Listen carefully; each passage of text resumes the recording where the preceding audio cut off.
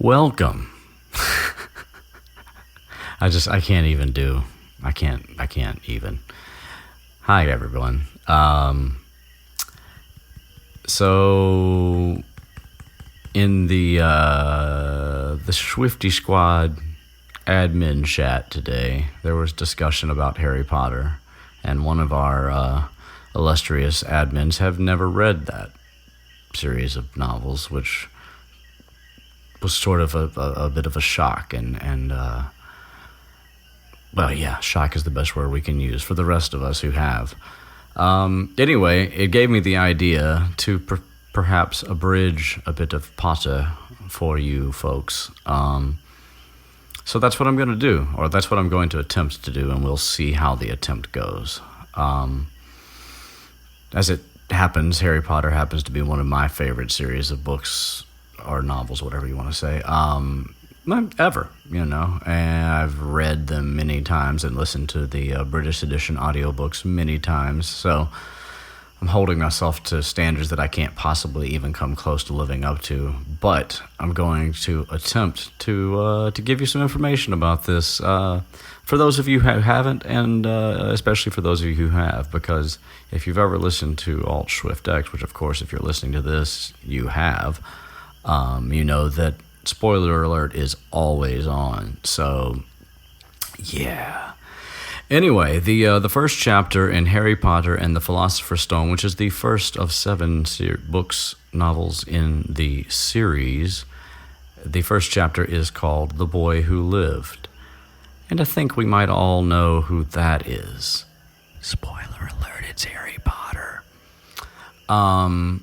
Anyway, it's one of my favorite chapters, actually, even though it doesn't really feature Harry other than as a very, very, very minimal character at the end, because he's a baby. So this chapter occurs, also spoiler alert, 11 years prior to the major events of the story, or the beginning of the major events of the story. This is the chapter that sets up the Dursleys, the people that are Harry's relatives by blood, but not by much else. But they're who he ends up living with until he turns 11. So, yeah, not the greatest people, but an interesting portrait of a certain segment of society. We'll read a little bit, not too much, because we don't want to be doing any copyright type stuff, things and such. Mr. and Mrs. Dursley of number 4 Privet Drive were proud to say that they were perfectly normal, thank you very much. They were the last people you'd expect to be involved in anything strange or mysterious, because they just didn't hold with such nonsense. Now, I mean to say, it's hard to think of a better way to pretty much nail down who the Dursleys are. Like, really, if exposition wasn't a thing in novels, like, that paragraph pretty much tells you a lot about who they are. And like I said, even though I'm not English, the portrait this portrays is one that's definitely mirrored in American society too. You have the husband who is the less attractive member of the couple, but he has a sensible job and makes good money, so he's married to a woman who is described as being thin and blonde and nearly twice the usual amount with nearly twice the usual amount of neck, which came in very useful as she spent so much of her time craning over garden fences, spying on the neighbors. Suburban life. At least that's what it makes me think of in the States. I'm sure there's a similar name if that's not the same.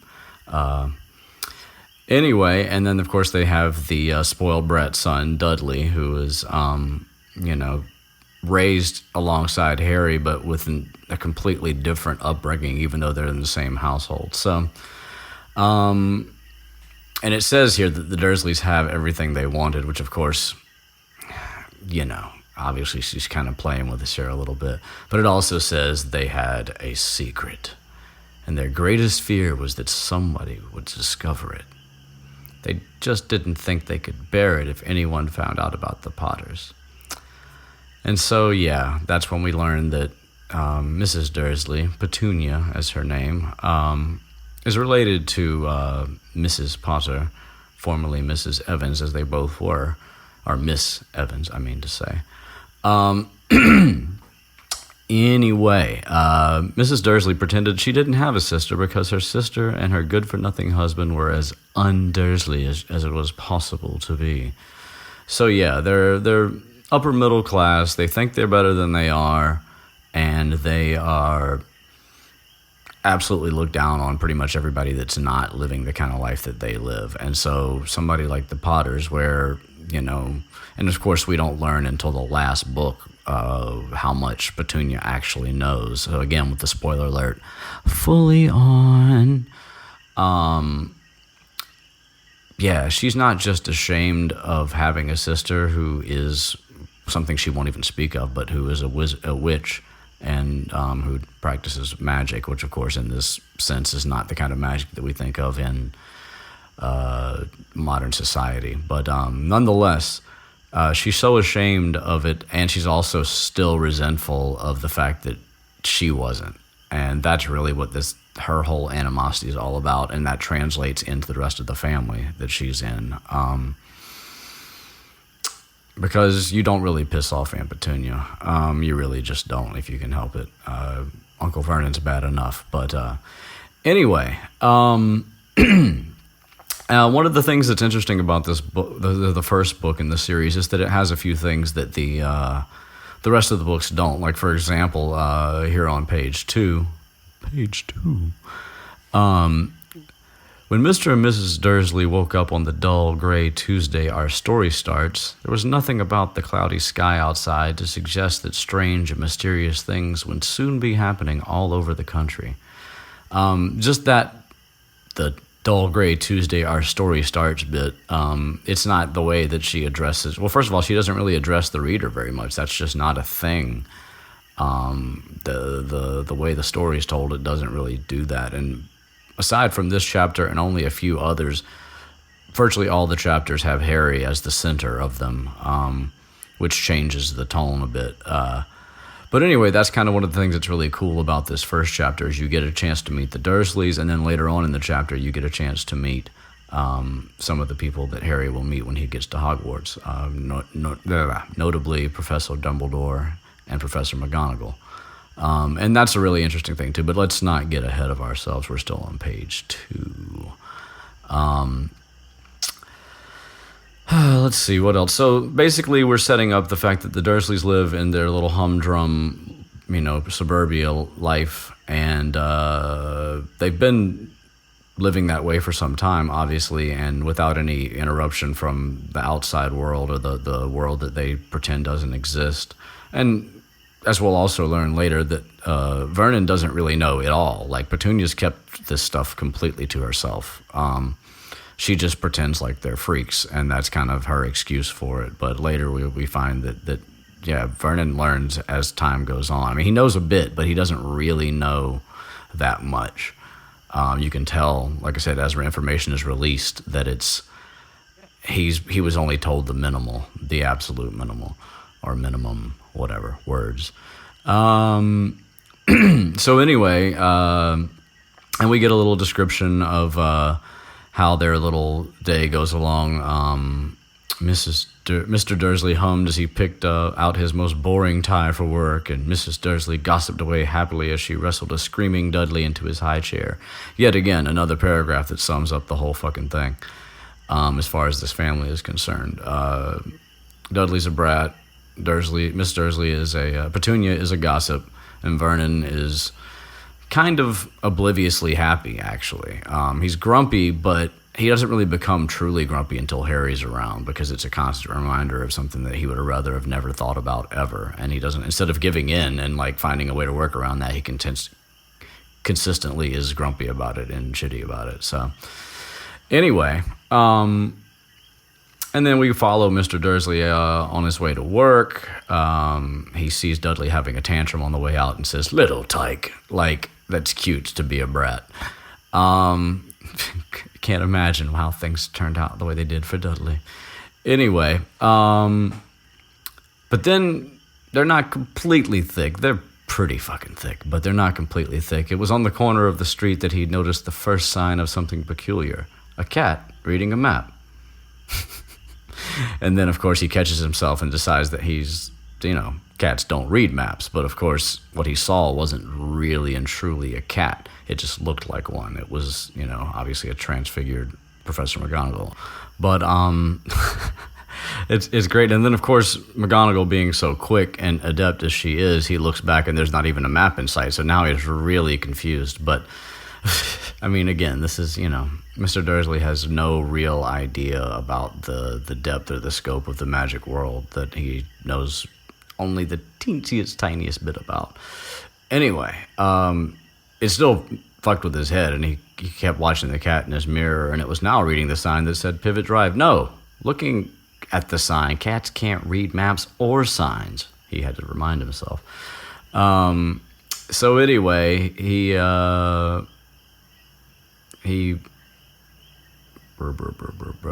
drives towards town, and he thought of nothing except a large order of drills he was hoping to get. So he, refocused, tracks on trains, drills, back to just humdrum everyday life, forget about the damn tabby cat.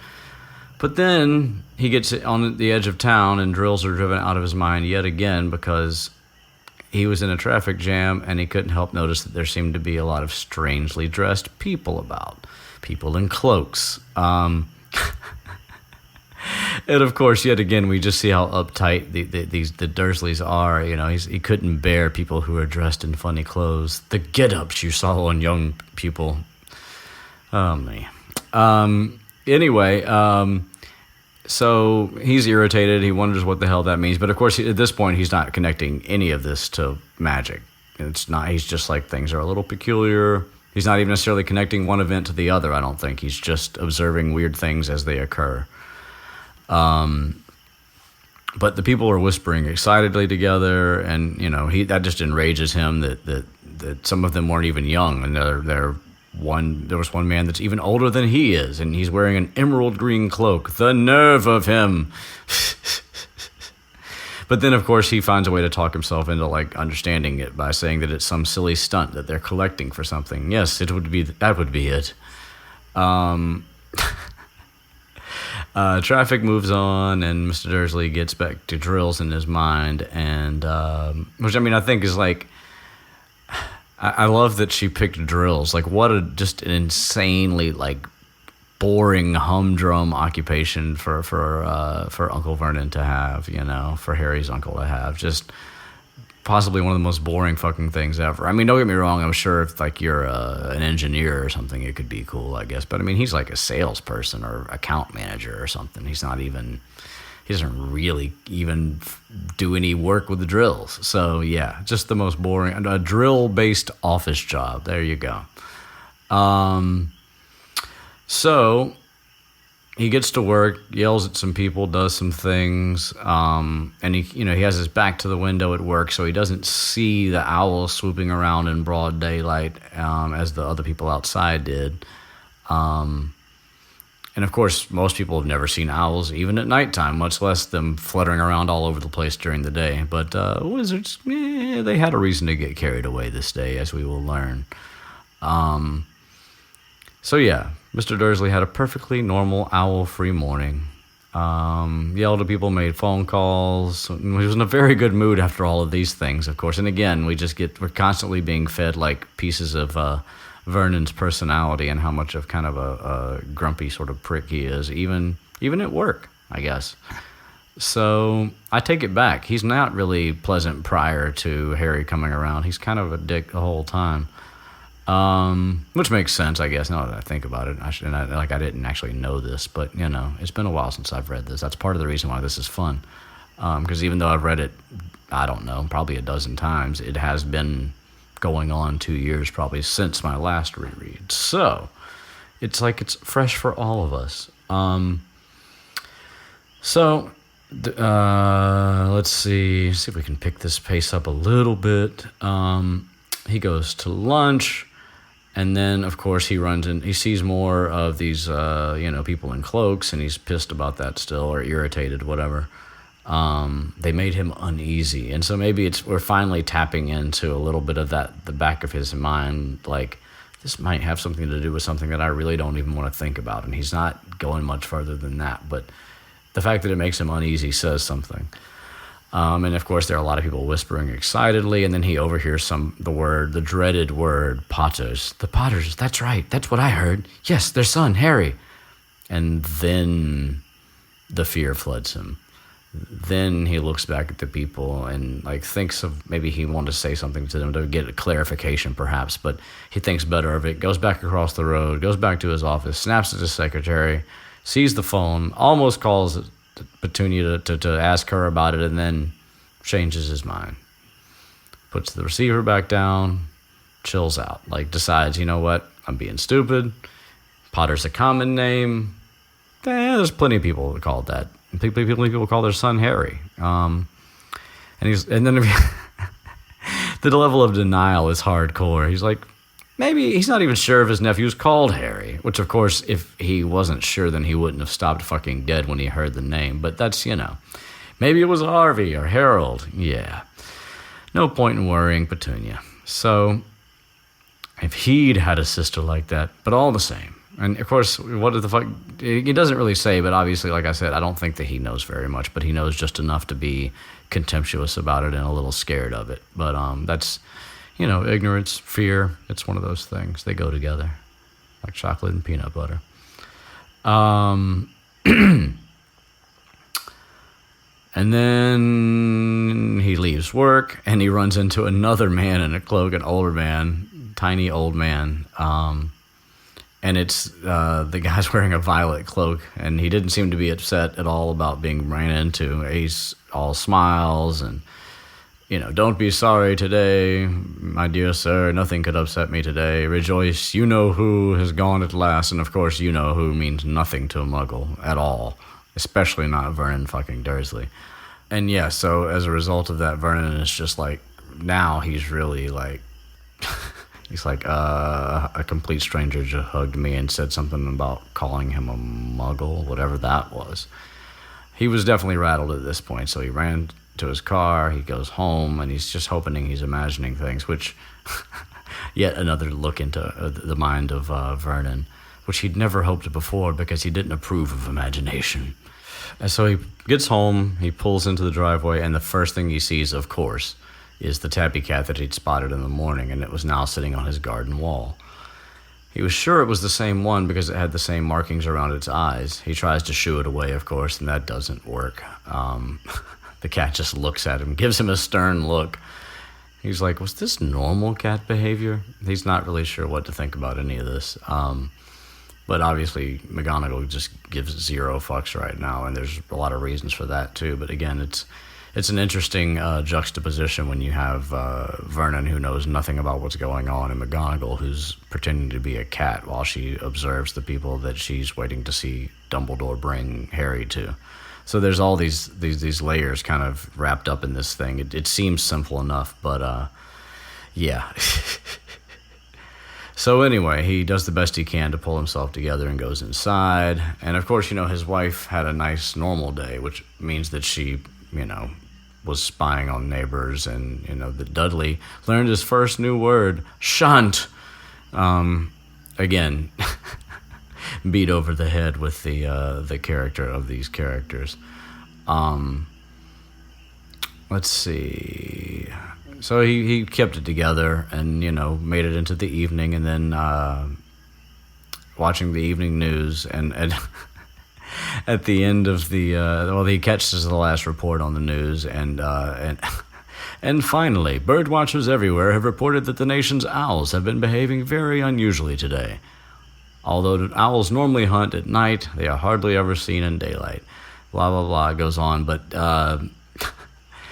and experts are unable to explain why, and most mysterious, and then on to the weather.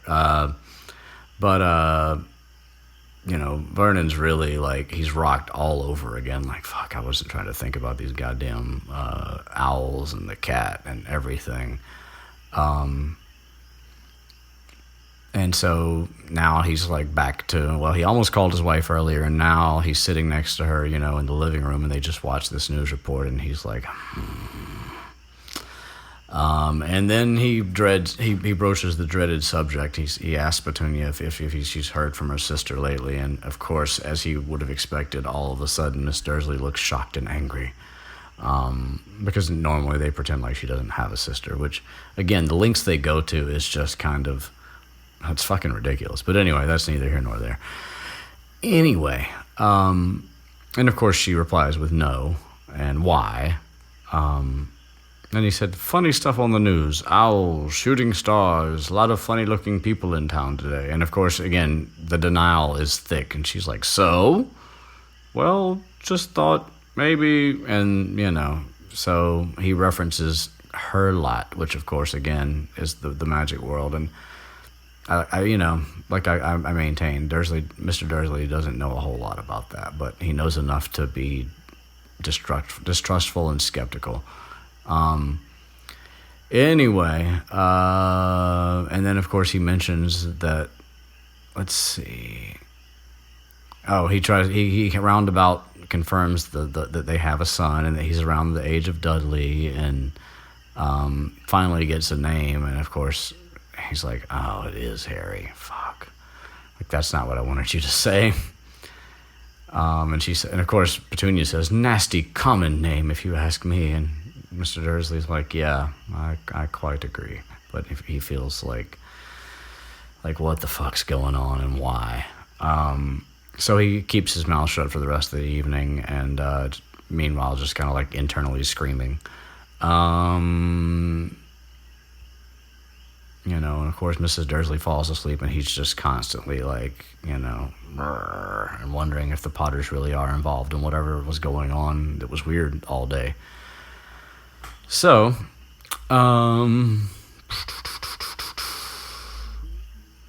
but yeah, and of course what he finally says to himself as he tries to talk himself into sleeping, he's like, it couldn't affect them.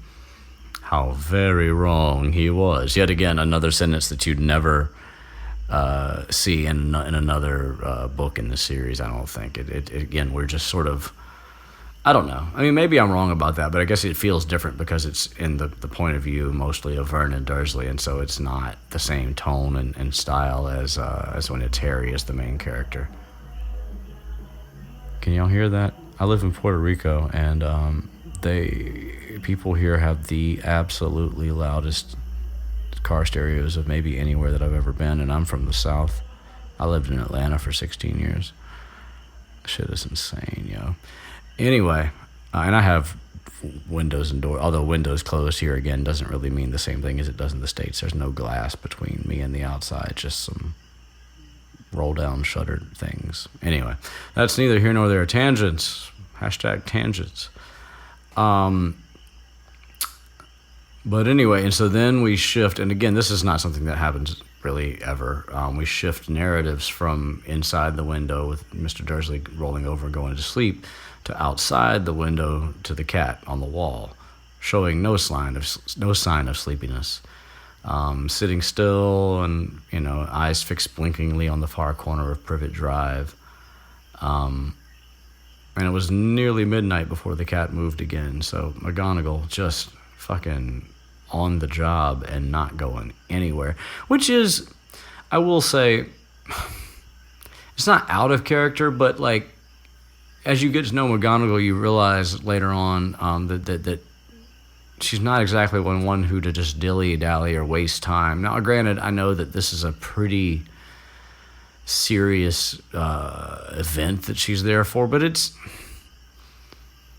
I don't know. There's not any other time in the story that I can think of that she just, I mean, maybe when the Order of the Phoenix, maybe she had to do spying or watching duty somewhere, but this is a little different. Nobody asked her to be there. She's there specifically because she heard that this is where Dumbledore was bringing Harry to be brought up, and she wanted to check the people out. And that's just, it's not out of her character to be that concerned, not at all. But it seems a little bit out of her character to actually go to that effort, transfigure herself.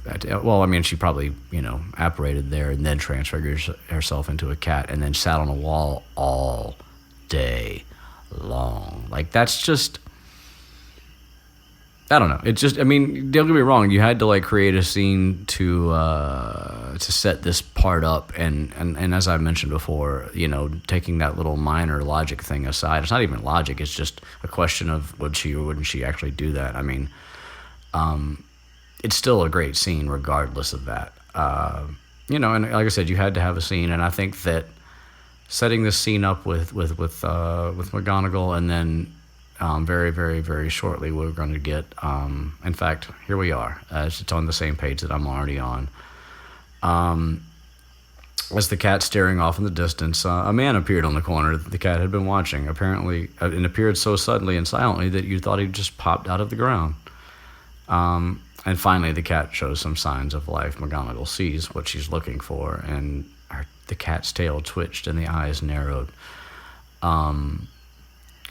Nothing like this man had ever been seen in Privet Drive, and that's about the biggest understatement ever. And we get a description of what Dumbledore looks like. He's tall, he's thin, and he's very old, which of course is none of the things that Michael Gambon is, but I'm going to do my best not to bitch about movie stuff in this as much as I can, because that's really well, I have a few complaints, but that's absolutely my biggest one, is the casting of Dumbledore once Richard Harris died. But anyway, we move on. Long hair, long beard, all silver, long robes, purple cloak, high-heeled buckled boots, which is fucking great. I mean, there are like minor indicators about Dumbledore's sexuality early on. They're not too strong because everybody's peculiar in the wizarding world, but there are some. And I mean, I'm just going to say that high-heeled buckled boots might be one of them. Again, this is not saying anything negative about Dumbledore. He is easily one of my favorite characters for a lot of reasons.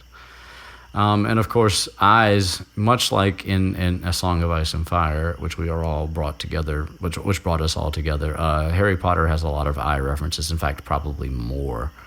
They're very, very, very heavily emphasized in these books. And so we get our first of many mentions of Dumbledore's blue eyes that were light and bright and sparkling behind half-moon spectacles, which are also mentioned many times, along with his long and crooked nose, which we will later learn why it's broken and crooked. At least twice it had been broken. This man's name was Albus Dumbledore. And, you know, Dumbledore's whole attitude is that he's generally kind of airy and light and silly.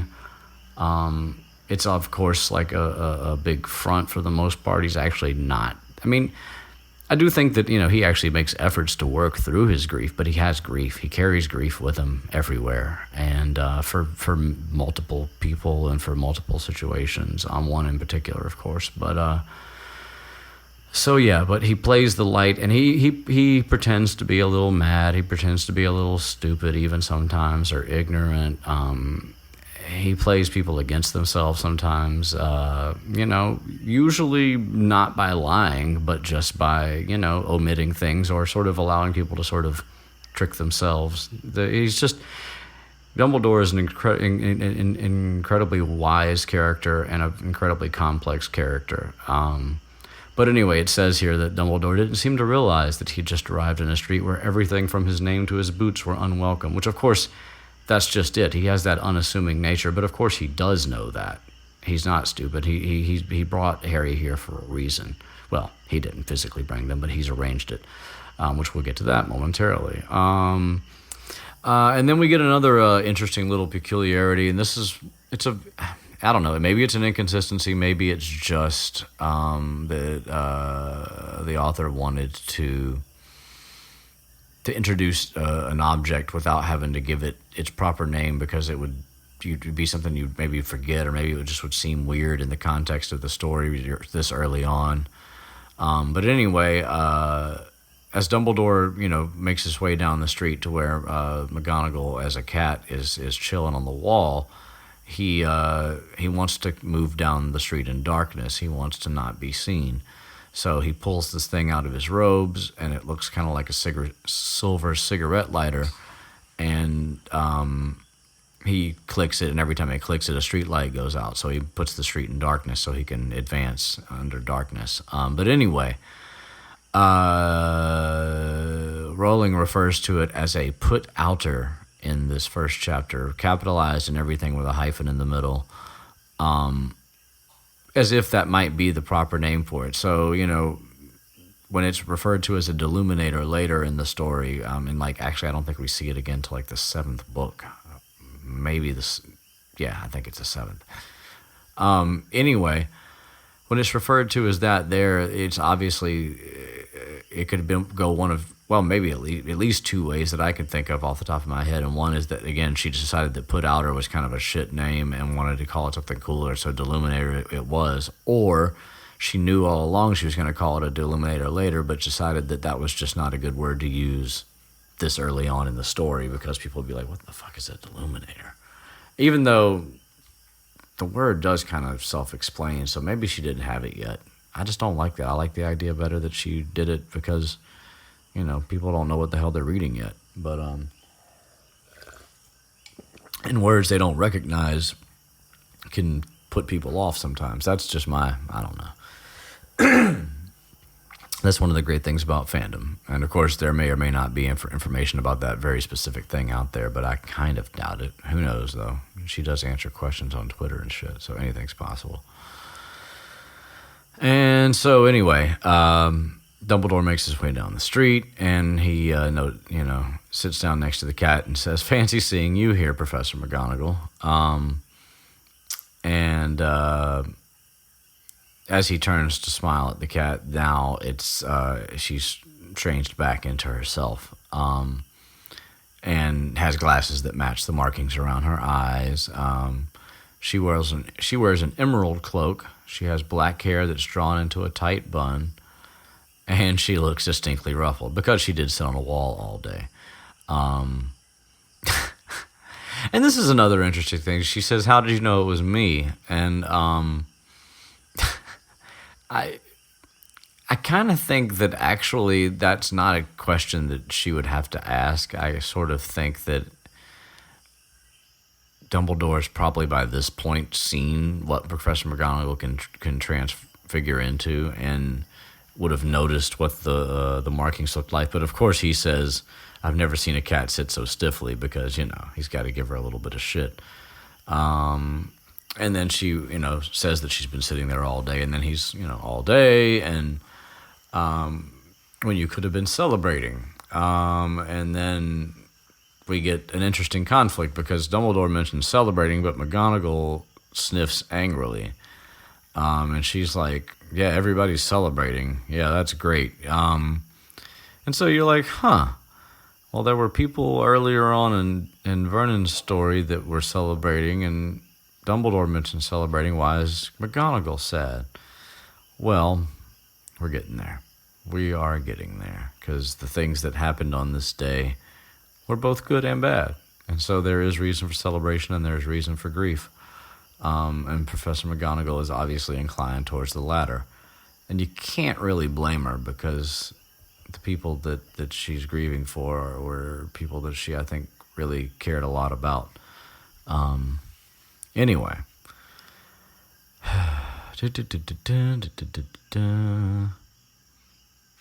Oh, and she mentions that she heard the stuff on their news and that they, obviously, even though they're not really knowing what's going on, she's like, well, they're not completely stupid.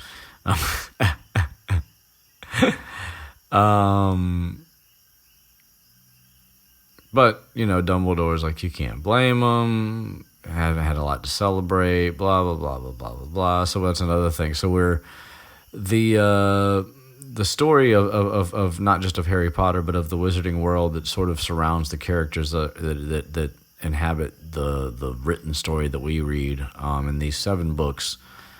It goes through some phases, and some of those phases happen before the story starts, just like something like Robert's Rebellion happened before the events of A Song of Ice and Fire.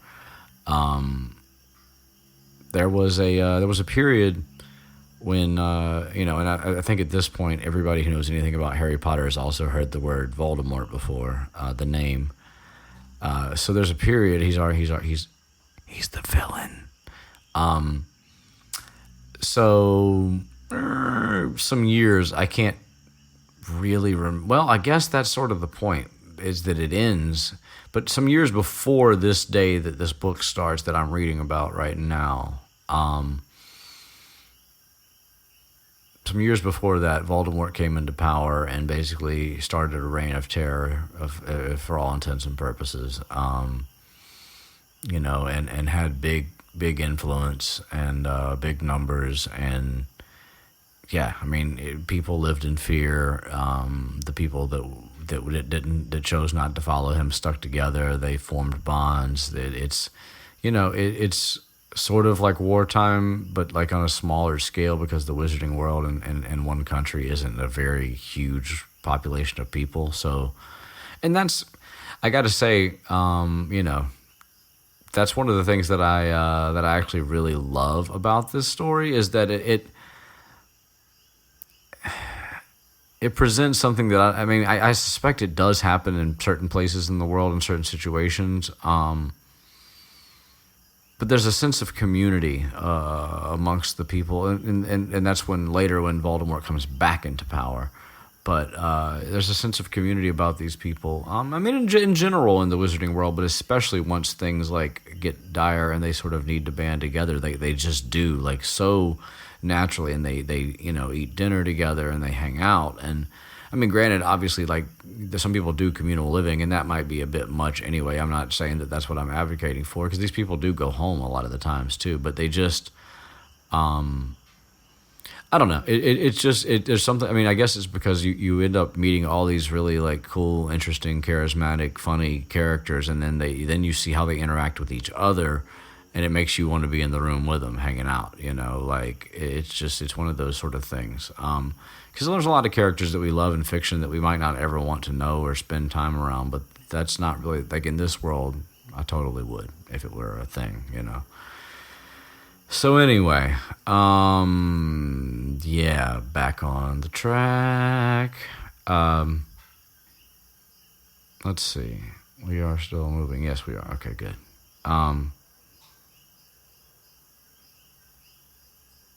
So anyway, McGonagall is pretending that what she's really angry about is that there's all these open displays of magic, but what she's really upset about is, well, let's get a little further in here. Let's see.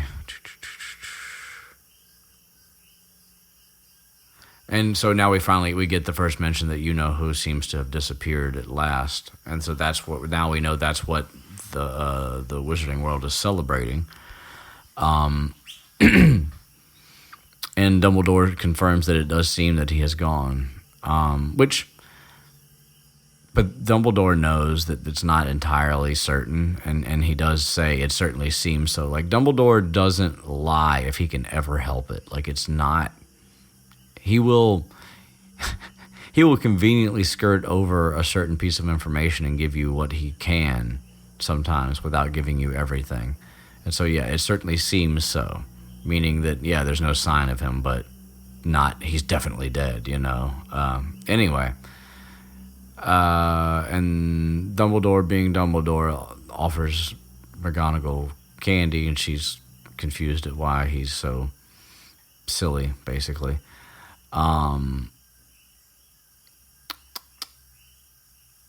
we're also starting to get introduced into this concept. I mean, it happened earlier, but here more profoundly, we get introduced to the idea that not everybody calls Voldemort Voldemort. In fact, a lot of people don't call Voldemort Voldemort. They call him who, or he who must not be named.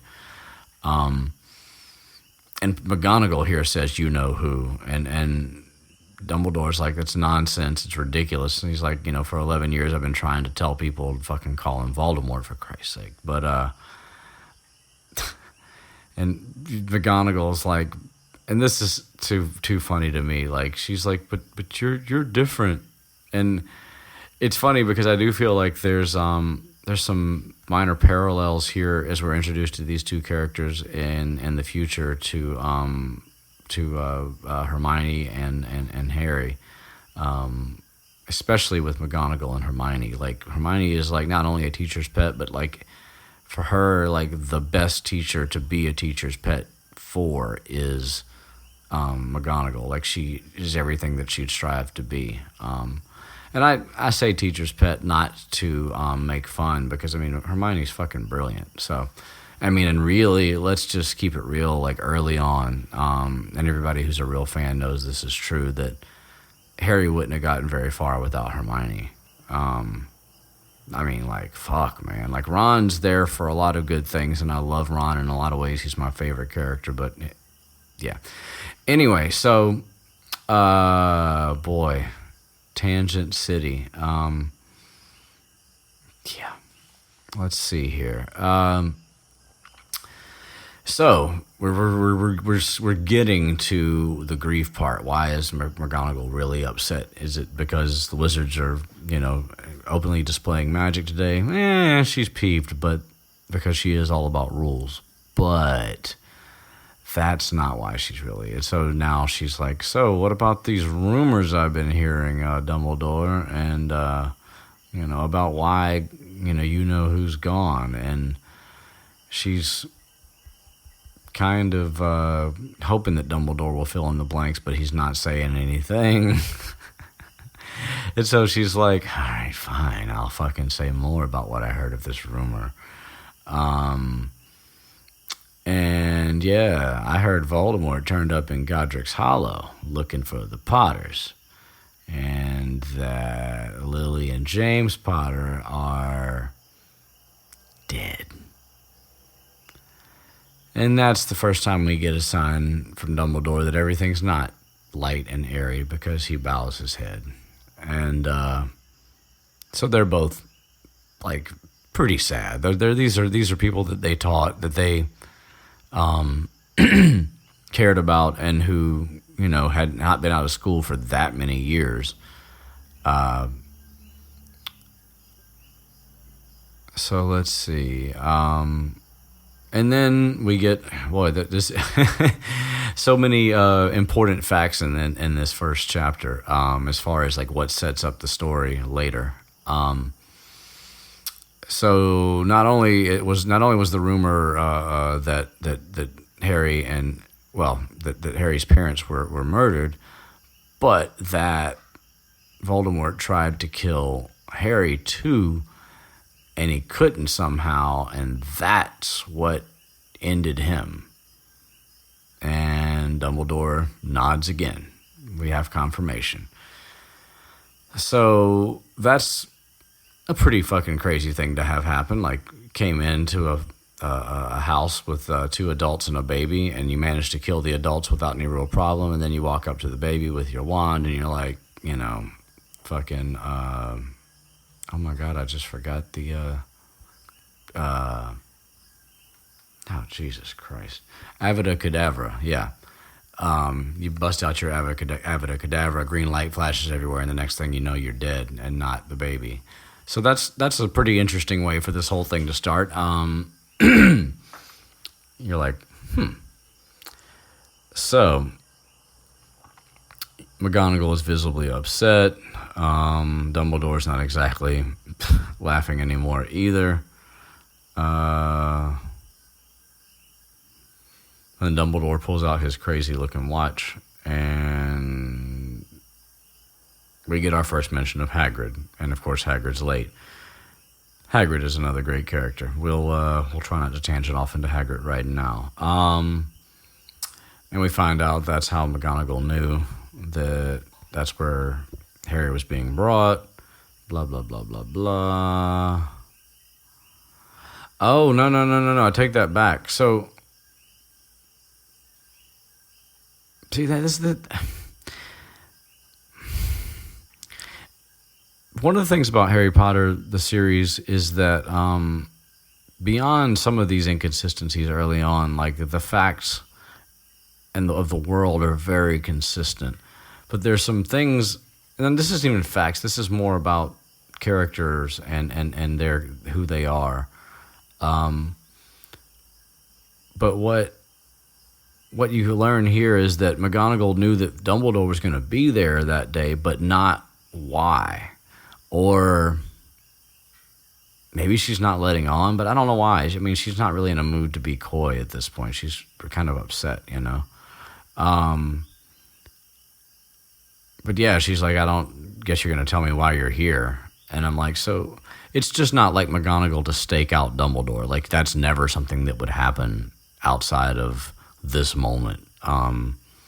Because they're like, they trust each other. And McGonagall's like number 2 at the school. And so it's just, you know, but whatever. And that's when Dumbledore says that, you know, he's bringing Harry to his aunt and uncle, and that's when McGonagall loses her shit a little bit. Like, you can't possibly mean these fuckers. Like, no, please no. You know, and she mentions, you know, she brings up the idea of like, can't he go live somewhere in the wizarding world? And the thing about it is that and Dumbledore wisely points out, even though it's still a shit situation to be left at the Dursleys, that that if he was brought up in the wizarding world, everyone would know his name. He would be famous before he was, you know, old enough to walk and talk. And, you know, that would be bad for his ego. Like, it would be a mess. He would, you know, it would go to his head before he even knew what was right. But of course, Dumbledore has a letter, and that letter will explain to the Dursleys everything they need to know. McGonagall can't quite believe that that's all he's going to do is leave a letter, but, you know, Dumbledore has his reasons, and Dumbledore's actually, again, Dumbledore's found a way to separate emotion from logic, and that's important. It's really hard to do, and he does it, like, aggressively. And so that's part of it, what he's doing right here. He's actually binding the Dursleys to a contract once they take this letter and take this baby, but they don't know that. But that's what he's doing.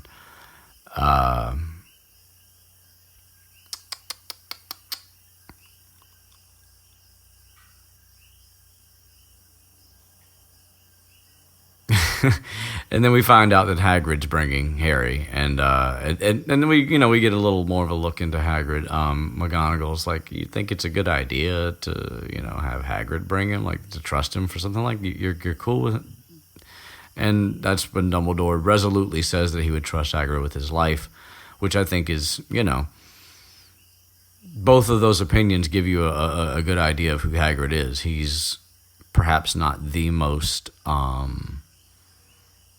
shall we say, he's reliable in an overall sense, but like timely and clumsy and other things. He is those. Anyway, and even McGonagall says, I'm not saying his heart isn't in the right place. So, yeah. And then a low rumbling sound broke the silence. And then it gets louder, and then they look up and down the street, and then as the sound swells to a roar, they look up, and a huge motorcycle, or motorbike, as it were, in England, comes out of the sky and lands on the road. And it's a huge, well, the motorbike is big, but the man upon it is huge. And that's when we learn that Hagrid is not really the size of a normal man. He's twice as tall and 5 times as wide.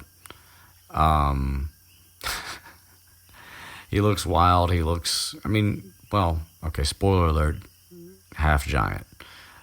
We will learn. Hagrid's big, real big. Too big to be allowed, he looks. Hands the size of dustbin lids.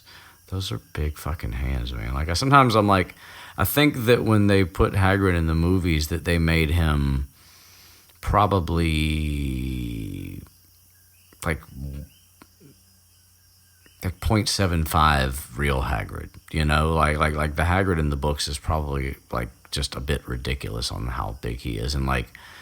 It's weird, too, because, like, the jokes, there's a lot of physical humor in the story that if, like, you may not even pick up on it if you're not paying attention, but, like, Hagrid always does things that, like, inadvertently hurt people. Like, not anything close to being abuse or anything at all, but, and that's the thing, is he doesn't hurt them as bad as, like, in theory, his size would make them hurt.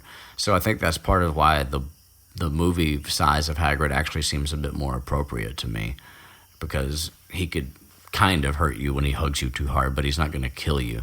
The size that Hagrid is described as being in the books is fucking big, man. Anyway, he's bringing Harry. And we learned that the motorcycle came from Sirius Black. That's an important detail that comes up later. That's where Hagrid borrowed it from to get there. And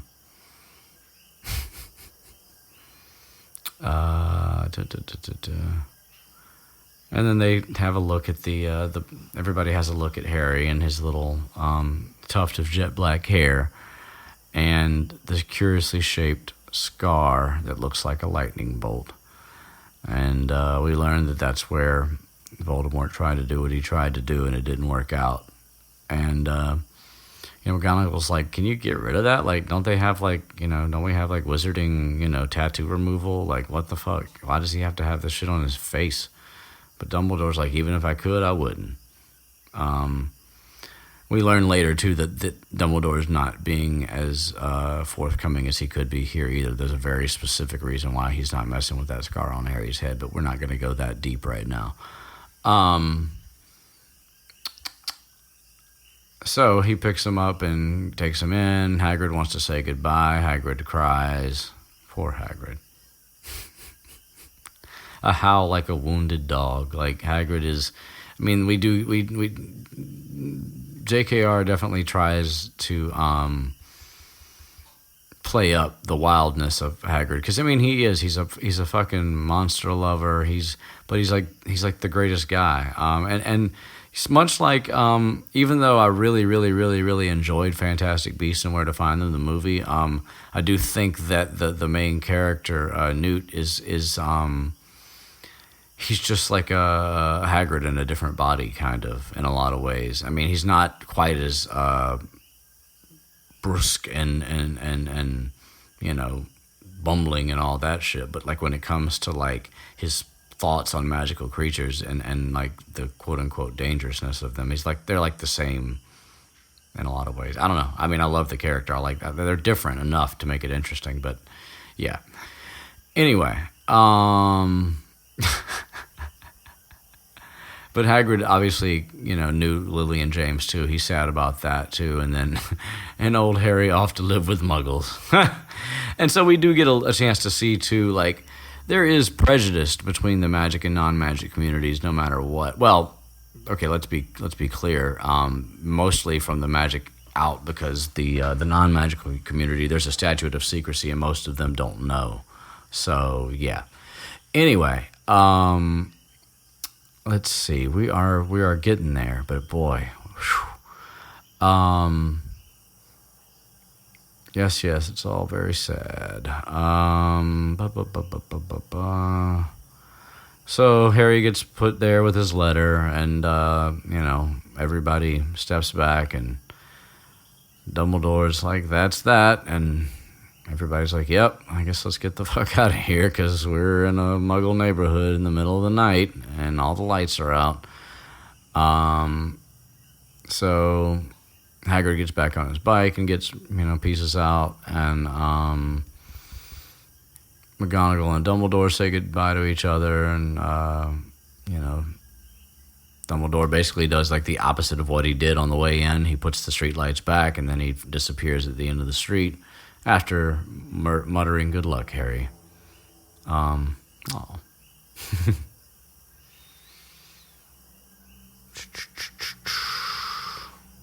then Privet Drive.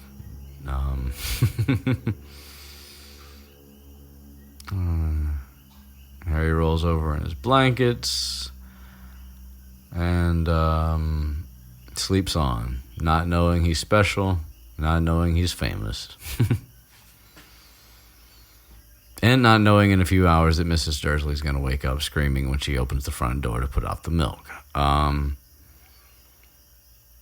Yeah, so that's the first chapter. And we get a glimpse at what and again, this is one of those first book, first chapter things, but that something that Harry couldn't possibly know, again because he's a baby, is that, and he's not anywhere except for where he is, that there are people all across the country holding up their glasses and saying, "To Harry Potter, the boy who lived." So, yeah. Let's see what my Kindle sounds like when I close it. There we go. So yeah, one chapter. Holy shit. I wonder how long we've... can I zoom out while I'm recording? Let's find out what happens.